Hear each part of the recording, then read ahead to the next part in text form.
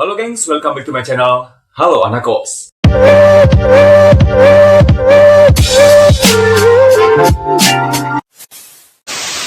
Nah gengs, video kali ini gue bakal bahas topik yang berat banget sih. Tapi ini penting banget buat kita harus tahu nih. Yaitu mega korupsi di Indonesia.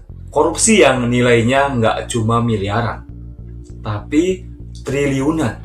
Bahkan ratusan triliun rupiah guys. Nah, di sini kita akan lihat siapa aja pelakunya, modus korupsinya apa, dan seberapa besar kerugian negara.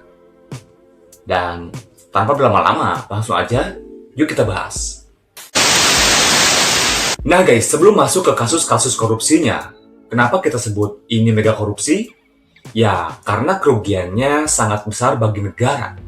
Triliunan rupiah, dan pelakunya seringkali orang-orang berkuasa atau perusahaan besar. Nah, menurut Kompas, ada beberapa kasus korupsi dengan nilai kerugian negara yang luar biasa besar banget. Jadi bukan cuma korupsi kecil-kecilan, tapi korupsi yang benar-benar menggerogoti perekonomian, guys. Nah, langsung aja kita ke korupsi yang pertama, yaitu ada korupsi tata niaga PT Timah. PT Timah ini termasuk mega korupsi terbesar, guys. Menurut Kompas, kerugian negara diperkirakan 300 triliun rupiah. Nilai yang gede banget itu sebagian besar berasal dari kerusakan lingkungan karena penambangan ilegal di Bangka Belitung. Itu sekitar 271 triliun. Dan pelakunya ada lebih dari 20 orang yang jadi tersangka, termasuk pengusaha Harvey Muiz dan mantan direktur utamanya PT Timah, yaitu Mohtar Riza Pahlevi Tabrani. Ini bukan hanya kasus korupsi keuangan sih, tapi dampak lingkungannya juga sangat besar. Nah, selanjutnya ada korupsi di PT Pertamina, yaitu tata kelola minyak. Nah, tata kelola minyak di Pertamina ini juga sangat serius. Kejaksaan Agung menyebut ada kerugian negara sekitar 193,7 triliun rupiah akibat skema korupsi dalam bisnis minyak atau BBM di Pertamina. Modusnya rumit, mulai dari impor minyak mentah, distribusi BBM yang enggak sesuai spesifikasi, sampai kompensasi dan subsidi yang disalahgunakan. Soal pelakunya, publik sih belum tahu ya semua detailnya, karena ini kasus yang besar, yang kompleks, dan penyidikan masih bisa terus berkembang sih. Nah, selanjutnya ada kasus korupsi di BLBI, atau Bantuan Likuiditas Bank Indonesia.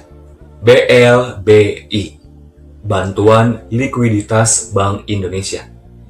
Ini sih kasus klasik ya, berasal dari krisis moneter pada tahun 97. Bank Indonesia ngasih suntikan dana besar-besaran ke banyak bank. Tapi sebagian besar dana itu nggak dikembalikan. Dan kerugian negara yang diakui sekitar 138 triliun rupiah guys. Ada banyak nama yang terkait, termasuk pemilik bank. Nah, salah satu titik kontroversial adalah bagaimana penagihan dana BLBI berjalan lambat dan sebelum sepenuhnya tuntas. Next, selanjutnya ada kasus korupsi Duta Palma, yaitu lahan sawit. Duta Palma Group dan penyerobotan lahan negara untuk perkebunan kelapa sawit. Menurut laporan KPK dan ACLC, kerugian negara itu di kasus ini mencapai 104,1 triliun rupiah. Pelaku utamanya udah ketemu, yaitu Surya Darmadi, sang pemilik Duta Palma guys. Dia kemudian divonis 15 tahun penjara, plus denda serta kewajiban membayar uang pengganti dan kerugian perekonomian negara.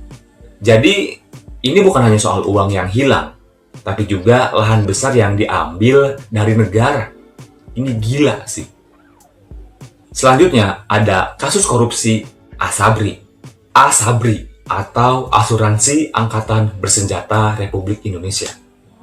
Ini kasus korupsi investasi dana milik nasabah Asabri atau tentara yang sangat besar. Nah, menurut Kompas, kerugian negaranya sekitar 22,78 triliun rupiah guys. Dan nama besar yang terlibat adalah Beni Cokro Saputro dan Heru Hidayat, yang juga pernah terlibat di kasus Jiwasraya.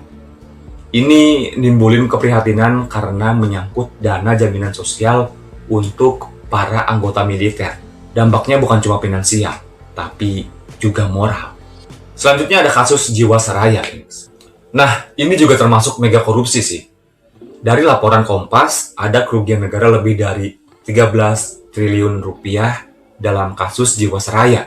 Banyak pejabat dan pihak asuransi yang menyalahgunakan dana premi nasabah untuk investasi bodong. Dan ketika polis gagal bayar, negara dan nasabahlah yang dipaksa menanggung beban. Selanjutnya ada kasus korupsi Johnny G. Plate, yaitu menerbiti S4G. Johnny G. Plate, yaitu mantan Menteri Komunikasi dan Informatika. Dia terlibat korupsi proyek pembangunan menerbiti S4G, guys. Kerugian negara dalam kasus ini mencapai 8,3 triliun rupiah. Dan dia divonis selama 15 tahun penjara, plus denda dan wajib bayar uang pengganti. Jadi ini bukan hanya tradisi korupsi tradisional, tapi korupsi dalam proyek infrastruktur digital juga. Nah guys, jadi setelah lihat beberapa contoh, kenapa mega korupsi ini sangat bahaya banget. Nah, jadi gini nih, skala kerugiannya tuh besar banget, yang bisa nyedot anggaran negara dan memperlambat pembangunan. Kemudian efek sosialnya, yaitu lahan tercuri, lingkungan rusak, asuransi gagal bayar, dan rakyat biasalah yang bisa kena dampak langsung. Dan ini juga termasuk tegaknya hukum. Karena banyak kasus yang melibatkan figur-figur kuat, kayak pengusaha besar, terus pejabat negara. Jadi penegakan hukumnya sih bisa berat. Dan yang terakhir, yang pasti, ini menyangkut moral publik. Kalau misal mega korupsi ini jadi biasa, publik bisa makin apatis terhadap sistem. Dan kepercayaan ke institusi bisa tergerus. Bayangin aja nih, uang triliunan hilang, tapi proses hukumnya bisa butuh waktu lama. Dan kadang komunikasi hukum dan politik bikin semuanya makin rumit. Ini bukan sekedar korupsi kecil di kantor. Ini adalah korupsi skala nasional yang bisa mengubah nasib negara. Tapi di sisi lain ada harapan. Lembaga seperti KPK, Kejaksaan, dan audit negara kayak BPK terus berjuang menelusuri kasus-kasus ini.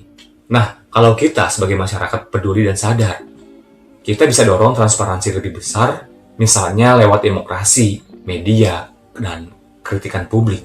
Nah guys, mungkin itu aja tadi beberapa mega korupsi terbesar di Indonesia. Kasus-kasus ini nunjukin kalau korupsi bukan hanya soal mencuri uang, tapi bisa menghancurkan ekonomi dan masa depan negara. Dan itu aja video gue kali ini. Terima kasih yang udah nonton, terima kasih udah subscribe. Thanks for watching. Sampai jumpa di video berikutnya. Bye-bye.